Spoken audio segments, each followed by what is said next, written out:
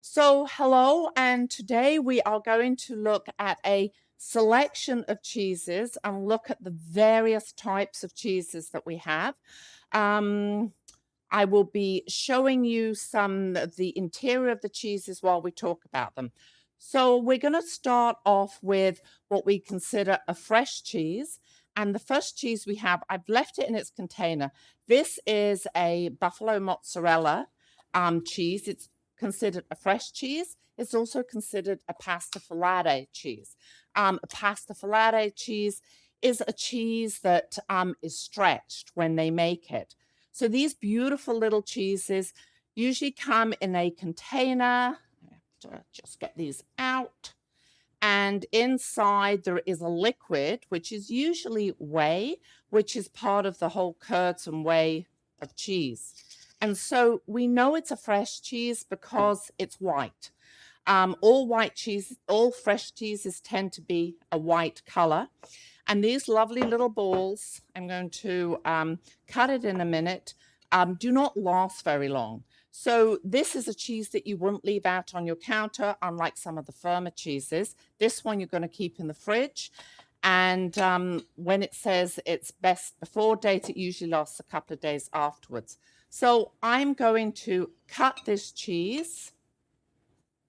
Okay, so if you look at this cheese, you can see little folds in it, how they've wrapped the cheese together to make a ball. And then when we cut it, then you have this beautiful paste inside. And actually the outside you can kind of peel. And you see these layers. This is kind of like string cheeses. And that's because when they make this cheese, they do a lot of folding like this. And therefore, that's why we end up with these beautiful little folds. These cheeses have a very light aroma, and we will talk about more of that later. So this is your fresh pasta filata cheese. The next cheese we're going to look at is a chèvre, which is also a fresh cheese. And everyone's seen these in the supermarkets. They're often in logs. They come with fruit on the top of them, and they're fairly tasty. You can get different ones in little pots that tend to be firmer. They're great for spreading on crostinis. Wonderful, versatile cheese. They tend to have quite a little bit of an acidicness. They don't tend to smell very goaty, which people sometimes worry about. So this is a fresh cheese. It's a fresh chèvre, and it's a goat cheese. So the chèvres, they're always lovely and creamy and spreadable. You can get some other ones that are a little firmer, but delicious, wonderful, versatile, fresh cheeses. They don't have a big aroma, so you smell, you can get a little bit of a chèvre aroma, but they're not overly pungent, really super friendly. The next cheese we're going to talk about is a little croûte. So these cheeses, they're called a fresh aged cheese. They originally came from the Loire Valley in France, and this one certainly comes from there. And we get many of these cheeses that are also being made here in Ontario, in Quebec, and various other parts of the world. And this again is another goat cheese.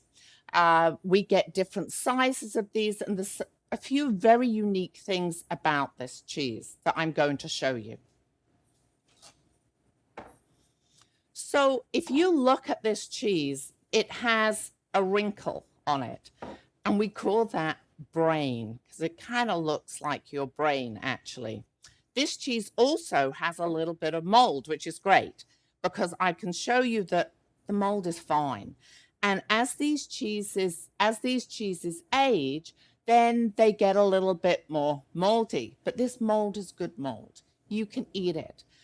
We worry a lot about molds, but the molds on the cheese, 99.9% of them, it's fine. So I wouldn't worry. So it's a lovely little brainy cheese. As the cheese gets older, it will get softer. So I know this is a fairly young cheese because it's really firm. So I'm going to cut into it and you can see what it looks like inside. So if we cut this, so this is really firm, you can see it has a rind, so it's a darker color, and the inside is white. And if you see just under the top, there's a touch of translucency. And as this cheese ages, it becomes more and more translucent so that the middle becomes just a white powder. The outside is this creamy translucentness, and you keep the brainy rind. So this is the rind, and the middle is the paste. And that is normal. So people who love these cheeses, they will say, oh, I'll wait until it's a little softer if that's how you like to have that particular cheese. Wonderful cheeses do tend to have quite a goaty flavor if you don't like the goaty thing, but beautiful on a cheese board. They're just stunning little things.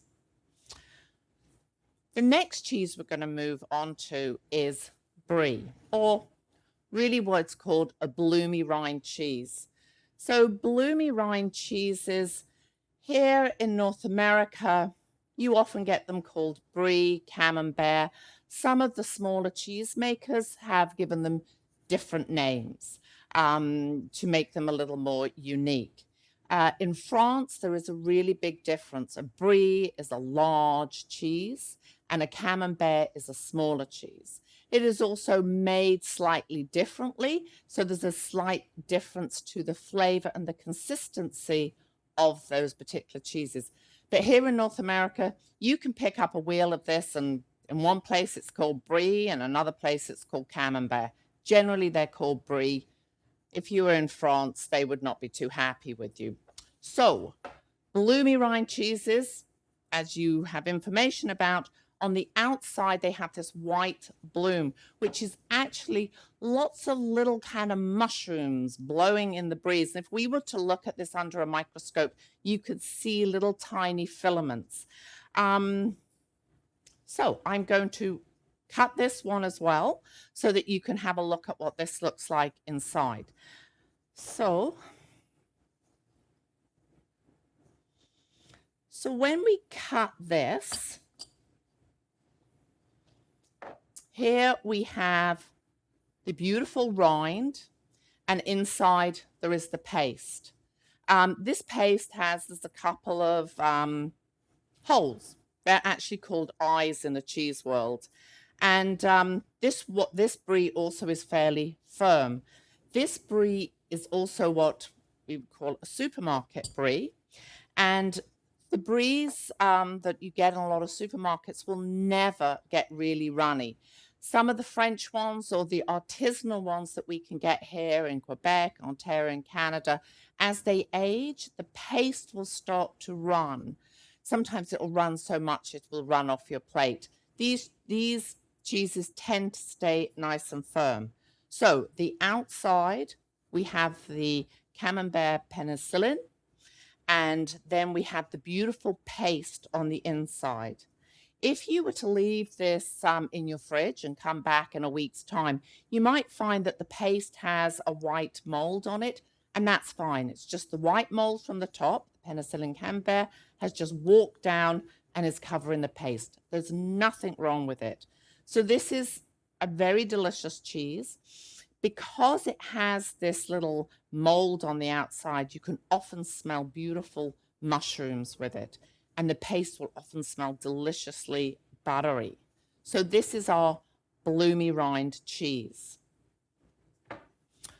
We are then going to move on to another category, and that is our firm cheeses. So firm cheeses cover so many.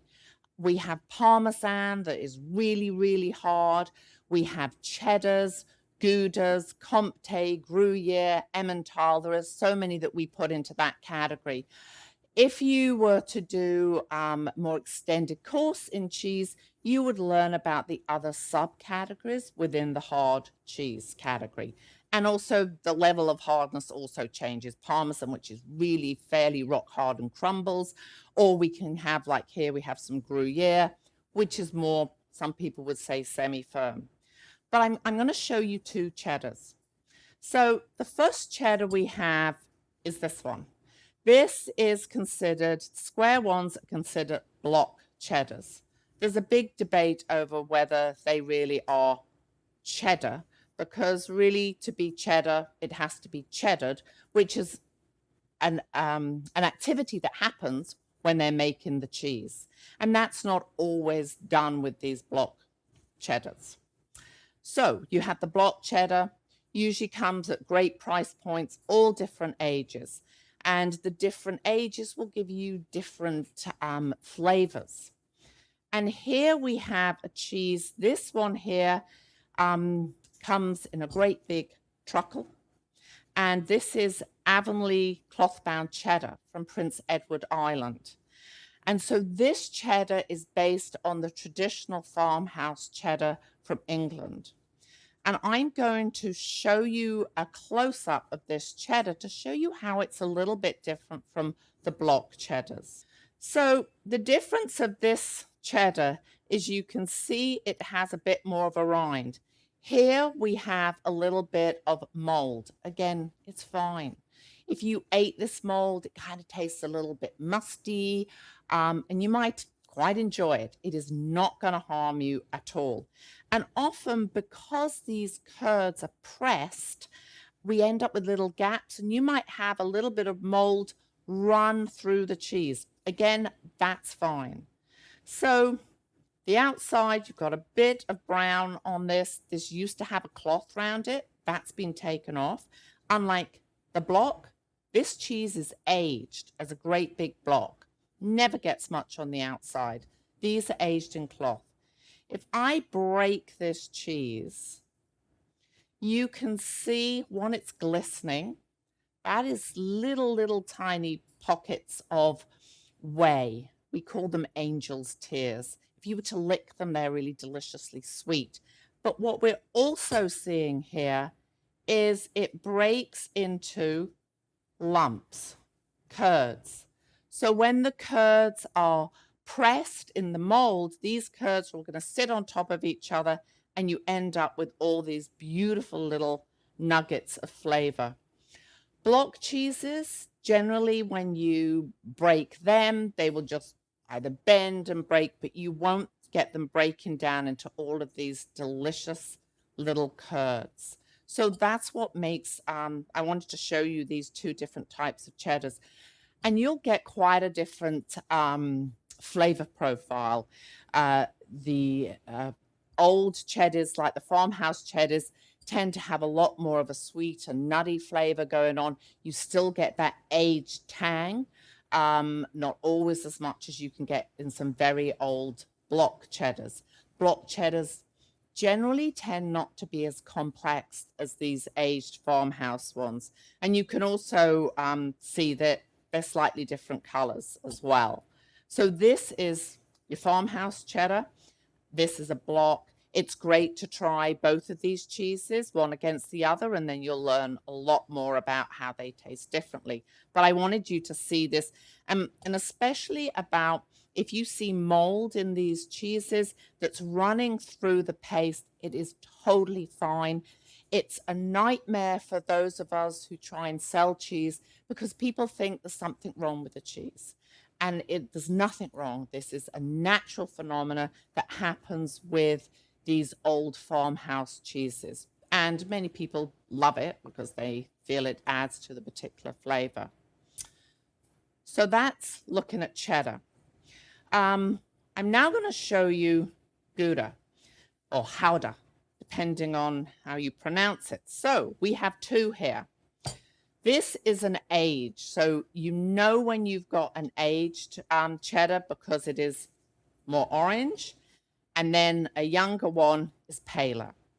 So if you look at it closely, with the aged ones, you can see it looks as though it would break into shards. If I was to try and break this one, look how bendy it is. If you leave this cheese for a long time, it will start to become like this, hard. Also, the coloration will change. This all changes because the fats, the sugars and the proteins break down over time, which adds to the flavor and the color and the firmness. You lose more and more moisture as cheeses age. And that's why older cheeses are also more expensive, because the cheesemakers have to leave them. One, they have to pay for them to be housed, and they have to wait a long time until they get their money, which they paid for their milk. So that's why old cheeses are a lot more expensive. You also get more crystals in these cheeses, and you can often see we have these little white patches, and this is where it's crystallizing inside. So when you try the cheese, you get those lovely crystal things, which we also get in cheddar. And people often say, oh, do you have any cheddar that's got crystals in? And those crystals are tyrosine, which is actually a protein. And it's one of the amino acids. It's not a salt. And tyrosine is also associated with serotonin. And serotonin is what stops people from being depressed. And that's why all of us cheesemongers are generally happy. So we're getting lots of tyrosine. So the other thing, getting back to our howdahs, is they have wax on the outside. So they're all got these wax coatings generally. There are goudas, howdahs you can get that have not been waxed. So generally you take the wax off. If you eat it, you're not going to die. Probably works as a bit of a laxative, but it's fine. Underneath you might see a bit of a coloration, and here you've got another. We also have more plastic. So if you're going to serve these cheeses, you can take off the plastic and put them on your cheese board. It doesn't matter. Or if you want to leave them on to show the name of the cheese, that's fine. These will taste quite differently, but I want you to see. So when you go and see the cheese, if you look at it, you can start to tell whether you've got an old one or a young cheese. So the next hard cheese I want to show you, and we're going to now talk a bit about rinds. This is Gruyere. So Gruyere is a firm cheese. It's also considered what we call an Alpine. So it's a sort of a subcategory that we won't go into now. But I wanted to show you this cheese because when we look at the rind here, it's a thin rind. The coloration, the dark coloration, this is just the cheese aging. So cheeses age from the outside in. That's why you tend to get a darker mark on the outside and paler in the middle. A little bit like when we talked about this little crottin, how the middle will stay white as the outside starts to get softer. So that's the same with all these cheeses. So let's talk about rind. Can you eat rind? Absolutely. In fact, the sad thing for me is when I go to a party and I see a brie and somebody's been digging out all the paste and you see these flapping rinds just sitting there. The rind is part of the whole cheese experience and will make your cheese taste more complex and way more interesting. So actually, you should eat the rind. When you go to a party, don't dig out the paste. It's not great form. So we'll get back to this rind. So this rind on the Gruyere is the same that you can often see on cheeses called Comté or Beaufort. This rind, again, adds nothing to the cheese. The rind is so hard, it kind of tastes like cardboard. So do try it to experience the flavor. But generally you would cut off this rind. And also you don't keep this rind like with Parmesan.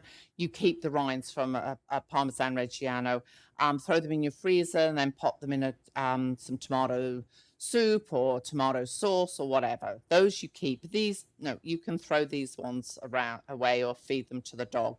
But this is a lovely, lovely, beautiful cheese. But I wanted to show you this firm cheese because I want you to see the rind. Otherwise, so far, all these cheeses, you can eat the rind except for on your Gouda. So that's those firm cheeses. We now move on to another category of cheeses, which are flavored cheeses. So those of us in the cheese world who can get a little bit too snobby sometimes don't like flavored cheeses because we feel it distracts from the beauty of the cheese. In some countries, to flavor a cheese is what has been done for hundreds of years. So in Holland, the Netherlands, flavoring cheese is a tradition. And they flavored cheeses with spices because they were on the spice trade route. And to flavor your cheese with cloves or fenugreek showed that you had money because spices were really, really expensive. So it was kind of a status. And so flavoring cheeses from that region is a common practice. Another reason for flavoring cheese is they would use nettle. So nettle has a little bit of a coagulant effect to help to make the cheese. And during the war, World War II, there was a shortage of rennet, and so nettle was often used to make Gouda. And you can buy a lot of Gouda with nettle in. You can get soft chèvres with nettle in as well, but it's very much a Dutch thing. So we have flavored cheese. This cheese here is an American cheese. It's one of the Sartora Bellavitino lines, and they make a lot of cheeses. It's an Asiago type of paste, and then they dip it in different flavors. So this particular one, it has a lovely red. So this one is dipped in Merlot. Now, you see the white on it. Don't worry about that. That's just a little bit of natural mold growing on there. Adds to the flavor. It's very delicious. And the rest of the cheese is a nice firm paste. And there's actually little globules of, again, angel tears coming through, partly because of the warmth in here, but also they're starting to ooze out of the little cracks. This is very much, I always think this is emblematic of American taste. It's sweet, it's salty, and it's got delicious fats. So this is, if you have someone who doesn't like cheese a lot, this brand of cheese is really, really easy, and they have lots of different flavors. They bring out different flavors at different times of the year. There's brandy in winter. They do green ones for St. Patrick's Day. We don't get all of those varieties up here in Canada, but they have a beautiful espresso one with crushed coffee on the outside, which is a great breakfast cheese.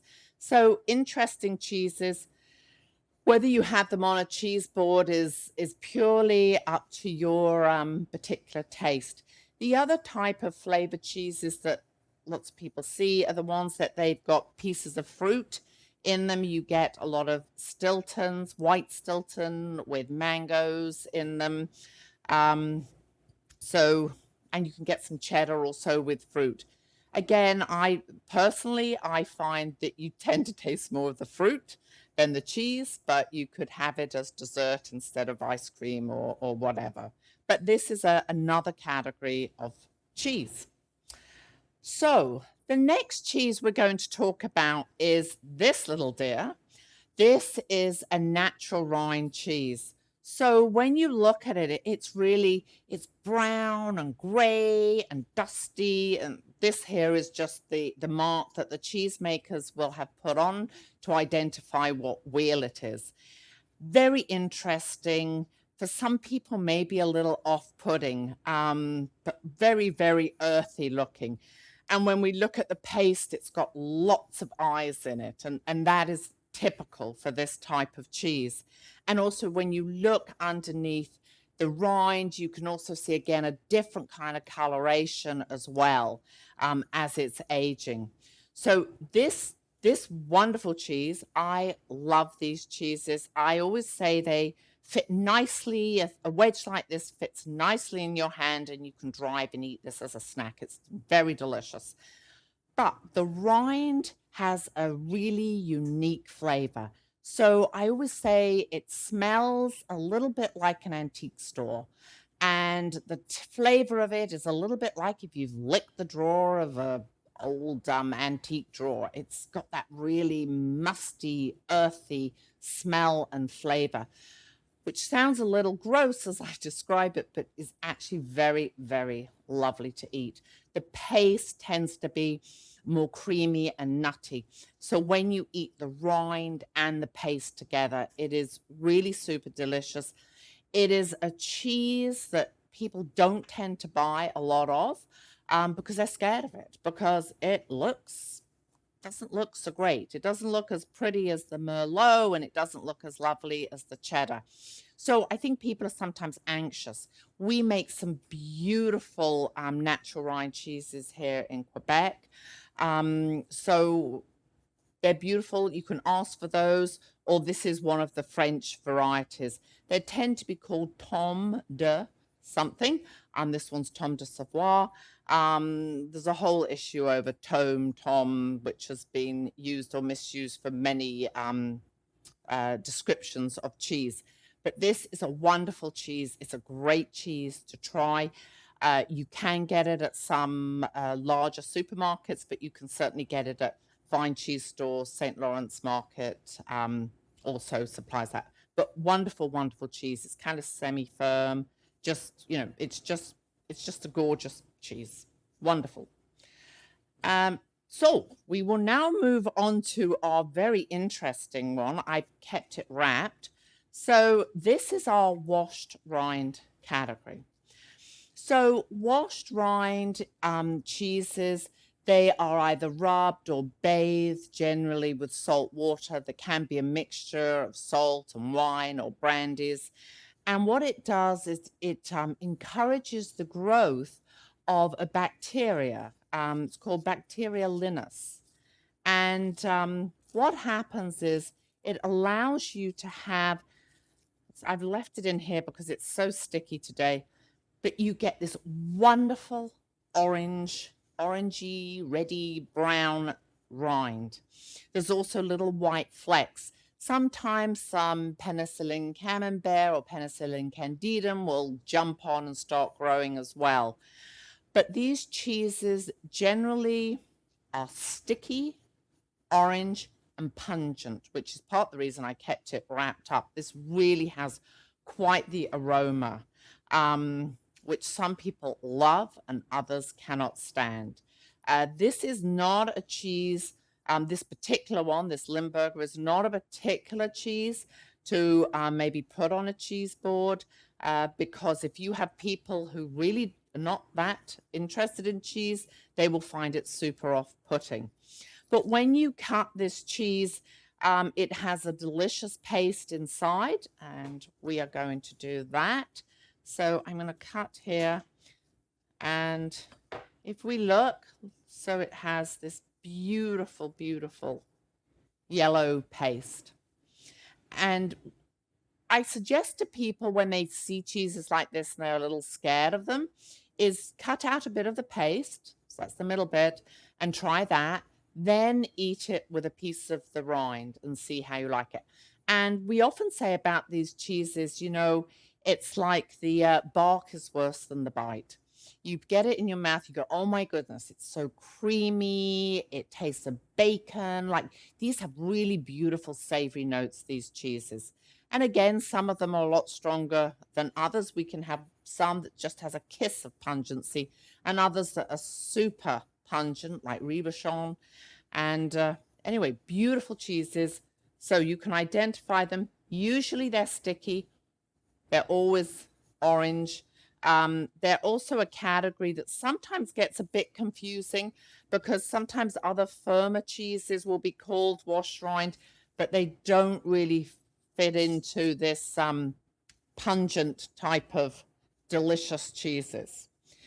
Definitely not this one, not for the faint of heart, but one to definitely try. Now, the last cheese you have on a cheese board is a blue cheese. And the reason you have that as the last cheese is usually it's the strongest. If you had a mild blue, you could swap it with the washed rind, because the flavor of one of them is stronger than the other. So blue cheeses tend to have a spiciness. Now, this one here, You can get this in a supermarket. This is Castella Blue. There's many blue cheeses. I wanted to bring in one that you could easily find. And when you look at it, it has all these bluey, greeny pockets. And there's also slight gray powder. This is called penicillin roquefort. So let's back up on the word penicillin. This is not the penicillin that people are allergic to. So we have penicillin camembert, penicillin candidum that you can get on bries and camemberts. They're not the penicillin that makes you sick. So on these blue cheeses, they have penicillin roquefort. You can see the pockets. The other thing, not so easy on this one, is sometimes you can see holes down the side of this. So when they make blue cheese, when they have this white mixture of milk and curds, the blue is a powder that has been added to the milk right at the start of making this particular cheese. Sometimes, like with Roquefort, because it has a lot more blue in, once you have the curds and whey, and the whey has been separated, you have these lumpy curds, and they will sprinkle. It's called seeding, and they will seed more penicillin Roquefort onto the curds, and then pack them into a wheel. Now, the reason you have holes on the outside is not because people say they're injecting the blue. They're not, nor are they putting copper wire in that makes it go blue. The reason they're making holes in the cheese, which they'll do several weeks after it's been sitting there aging, is to let oxygen come in. So penicillin Roquefort, the blue, needs oxygen to grow. And the reason you also get these pockets is because when the curds have sat on top of each other like this, you get little air pockets. And those air pockets are already there in the cheese, in that wheel of cheese, and the blue will start to grow in there so that you get even more bluing. So this cheese has a nice spicy blueness. We use the word spicy when we're talking about blue cheese, and it has a delicious creaminess as well. This particular blue cheese is more of a beginner. You can get some brie-like cheeses that have some blue in as well. So again, if you have somebody who's not sure about a blue cheese, is starting them off on the beginner cheeses. And the blue cheeses can get stronger and stronger. Cabreles, Valdon from Spain, very strong blue cheeses, go great with vodka. But if you want to start off with a more friendly blue, the Castella ones, the Bavarian blues, are quite easy. And here in Canada, we also have Blue de Elizabeth and Glengarry. Their Celtic blue is also nice, beautiful blues, and not too spicy, which is what you get from the blue flavor. So this is our list of categories of cheese, and hopefully this will help you start to put what you're reading to understand what you're reading. We're going to look at how to put together a cheese board. Cheese boards are the greatest thing for parties. You can ramp them up by adding meats or charcuterie. And you've got a wonderful way of easily entertaining your guests. I often, if I have people coming around for wine or something in the evening, you can put together something like this for a lot less than to feed them at a dinner party. Everyone gets lots to eat, lots of different flavors, and they're so easy to throw together. So I'm going to look at 2 cheese boards today. We're going to do just a small one, something that you can have with one person or a couple of people.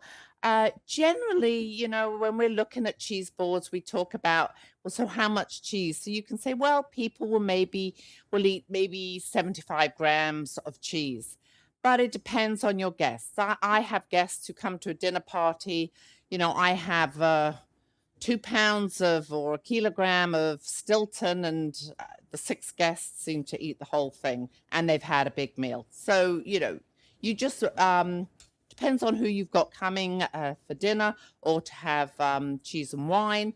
It's a wonderful thing to have at a buffet. You can do them for weddings, for any event. So we're going to start off with a small cheese board. So what are cheese boards? So they can be like this beautiful wooden board here. You can have slate. You can, if you've got a pretty tile, use that, or an attractive plate. There are many different ways you can put together a cheese board. The way you put your bread. So I have some bread here. Again, this is a baguette that's been sliced up. A nice little wooden bowl. Another thing that looks beautiful is a flower pot. They look great and nice and organic next to a wooden board. So there's many ways you can get creative very quickly, run around your kitchen, pull together a few interesting things, and you've got a wonderful evening's entertainment. So we're going to start off with a small board. So on this board, I'm going to take 3 cheeses. And I left this little one wrapped up. I'm not advertising this particular cheese, just to say that you can get these cheeses quite easily in a supermarket. You don't have to worry if you can't get to your fine cheese store, St. Lawrence Market, Kensington Market. You can quickly throw together something from the supermarkets. So this is a wash-drying cheese. This is a very beginner wash-drying cheese. So it still has a little bit of pungency, it still has a bit of orange, and it's also got a bit of bloom, but it's a nice size for a small board. So I'm putting this on here. I also have kept a little crouton. These are great. You can pile them up. You can do, like, use your artistic skills and make something look really pretty. And I also put the Tome de Savoie. So it's 3 cheeses. It's the same as flour arranging. When you put a cheese board together, 3, 5, 7. If there's just a couple and you want to have 1 cheese, that's lovely too. The other thing about a cheese board is if you have people coming to dinner, you could have a cheese board before. And you don't want to have a blue cheese on there because it's going to ruin people's palates. They can't taste your delicious food. And you don't want to have cheese that's too heavy. So little croutons, brie, a chèvre is also nice. These particular cheeses I've chosen today are also not too heavy.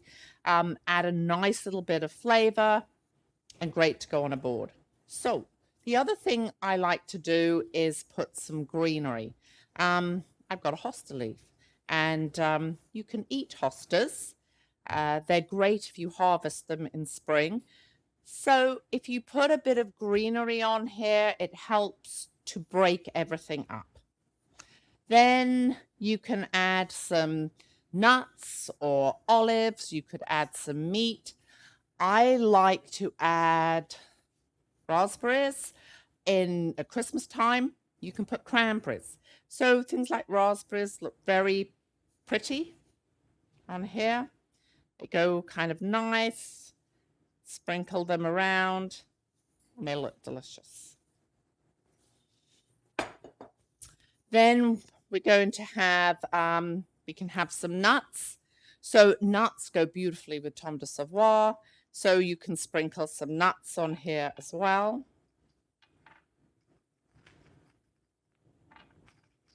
So you can leave them just sprinkled, or you can leave them in an attractive pot.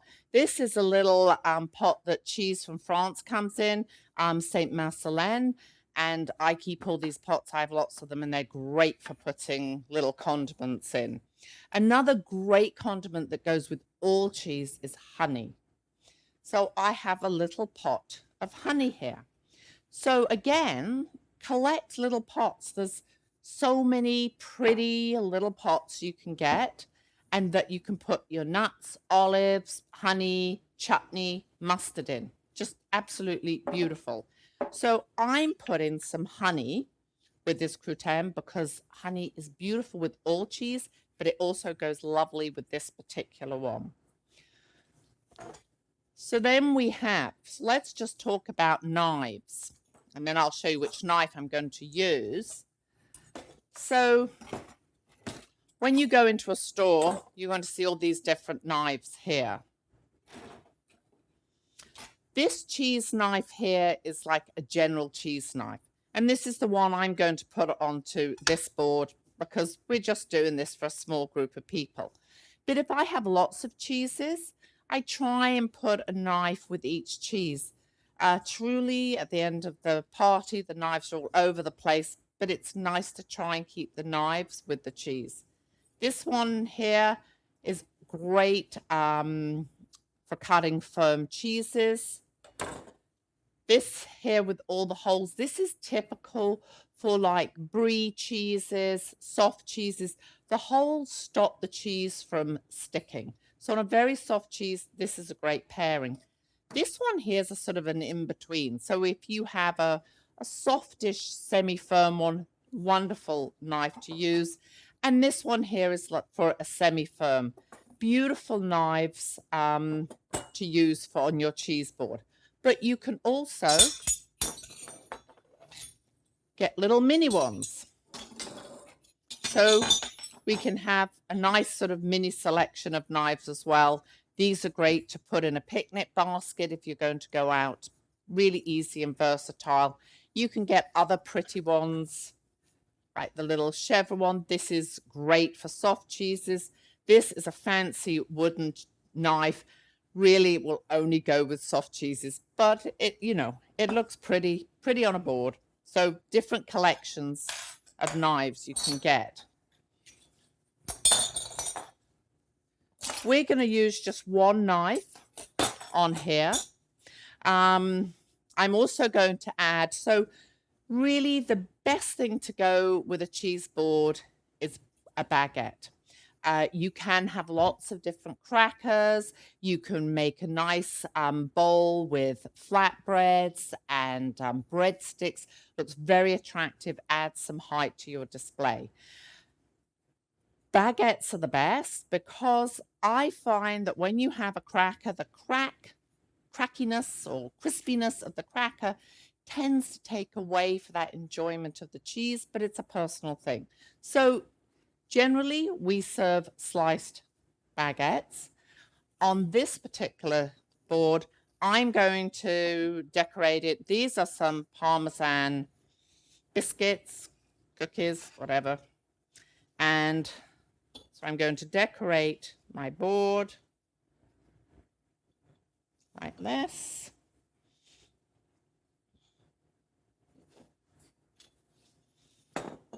And there we have a cheese board to bring out to your guests. Nice little cheese board. It's got a little bit of fruit on it. Just use your imagination. Chutneys, mustards, little bowls. It's just beautiful and very, very easy. 5 minutes and your guests think you're Martha Stewart. So we're now going to put together a larger board. So this board you can use if you've got a buffet party or you have a lot of guests. One tip, if you're going to have a big, like for a wedding or a big buffet, sometimes it's better to have two cheese boards. If you've got 50 guests and they're all trying to get around this cheese board, it really doesn't work. So it's better to divide your cheese and have two boards, and then people can be separated.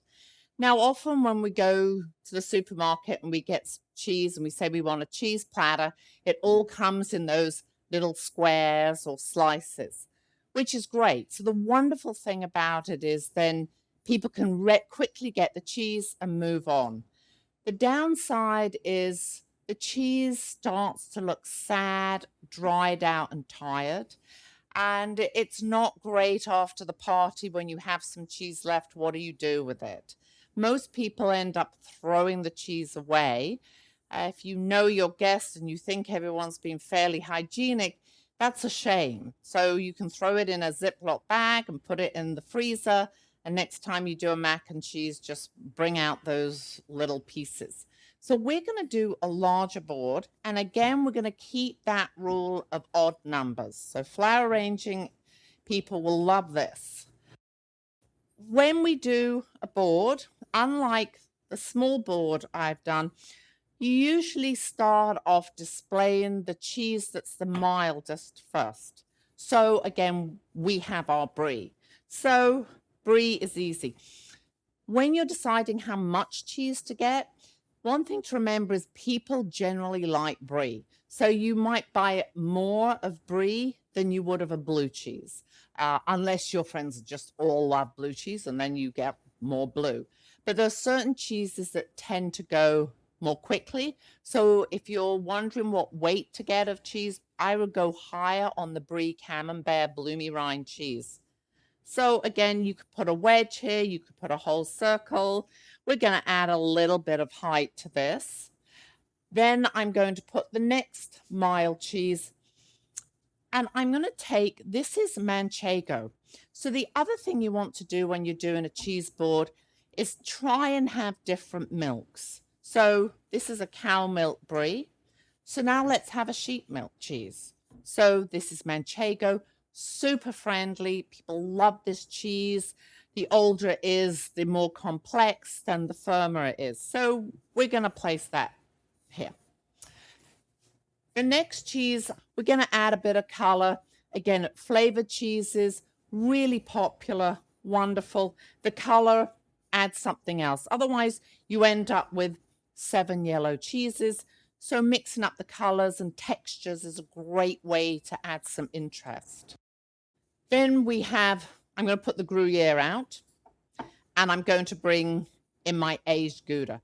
The aged Gouda, orange, great, nice bit of color here. So with the Gruyere, so it doesn't look just like another plain shape, this one I'm going to cut.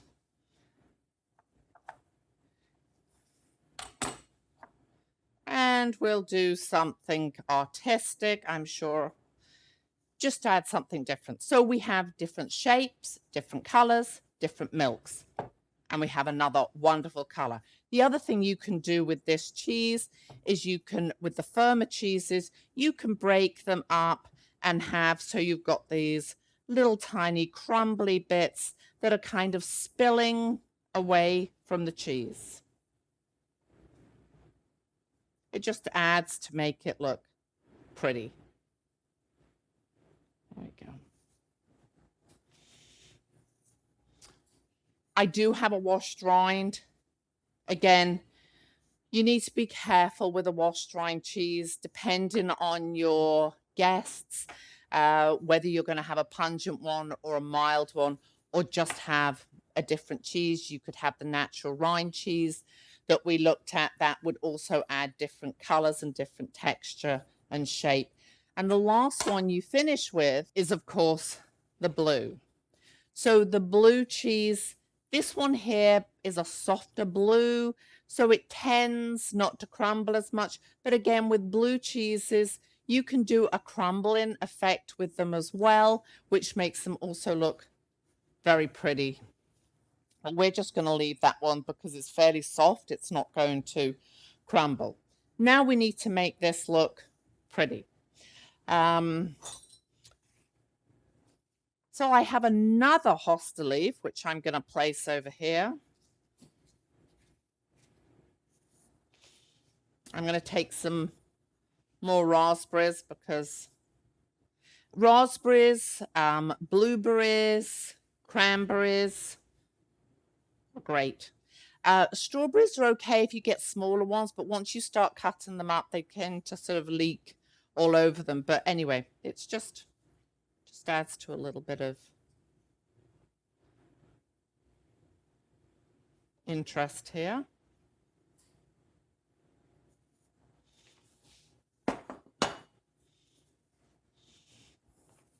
I'm going to take the honey off of this tray. So honey is such a perfect pairing with manchego. So this would be lovely with the manchego. So again, you're kind of showing your guests, oh, have this cheese and have this pairing. This goes really nicely together. So we have some more hazelnuts. Again, you can put out a bowl or you can sprinkle some on here. And a tip. So one of the things with hazelnuts is if you then pick up this board and walk into the room, all the hazelnuts will have run off. So if you take some honey and you just go like this, sprinkle the nuts on. You can put some on here as well. It's nature's glue.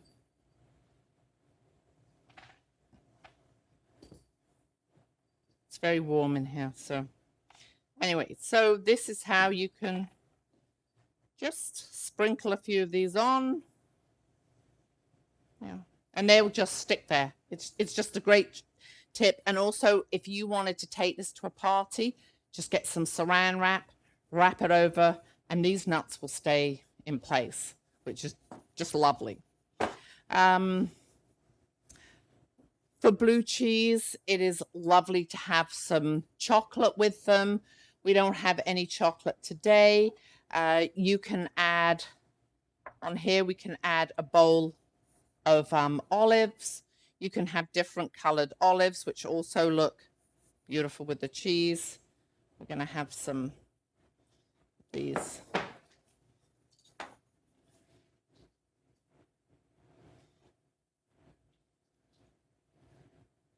And just, you know, get creative. You can then put another bowl out for people to look at. You've just got beautiful colors here. The greeny yellow goes just beautiful with this. Okay.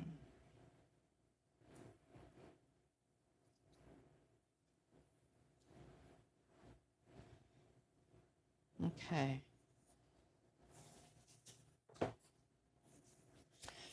So the other thing I also have, this is thyme. You can get rosemary, whatever you've got. I put a little bit of twine on it. Again, this sort of breaks up any of the other spots. You can place it on the cheese, whatever you think will look beautiful. You can add, actually, I've got another honey here. You can add another little pot as well. For all of these condiments, there are lots and lots of little forks and spoons that you can collect. You can get these easily at some of the supermarkets. I got a lot of these on Spadina, and they're just wonderful. So you've got this tiny little honey spoon that can go with that. If you had some small little pate in that, you can use a little fork, or we can pop this in with the olives. Really easy. These are beautiful little tiny spoons. You could put that with a mustard or a chutney, and that looks just lovely. And then we have the knives. So you could take this board out like this and leave it for your guests, or you could also put the knives that are supposed to go with that particular cheese. I'm going to put this one over here. I'm going to put my cleaver with the hard cheese. I'm going to put this one over here with the washed rind cheese as well. So you can put your knives out. As I say, you kind of would wish that people would then just use this for the brie and not for the blue, but by the end of the evening, they've all got mixed up. But those are your different knives. Again, you can use the smaller ones as well. The other thing to serve with this is then bread. This is an old, this is from a coconut tree. It's a palm frond, or a little wooden bowl, and it's better to have a couple of bowls out. So again, everybody's not reaching over each other. You can cut up a baguette. You can put out different crackers, or have like a nice glass here, flower pot with also with a whole load of breadsticks and that. So That's how you put a larger cheese board together. One difference you can add to this is adding meats, salamis, prosciutto. Beautiful meat can be added. And when I do that, we just fold them up, make pretty rosettes and that, and place them all amongst the cheese. In the end, the whole board is actually covered with meat and cheese and different condiments. So very easy. That didn't take very long. You can rush home from work on a Friday night, throw this together, and everyone will be super impressed with you. So enjoy.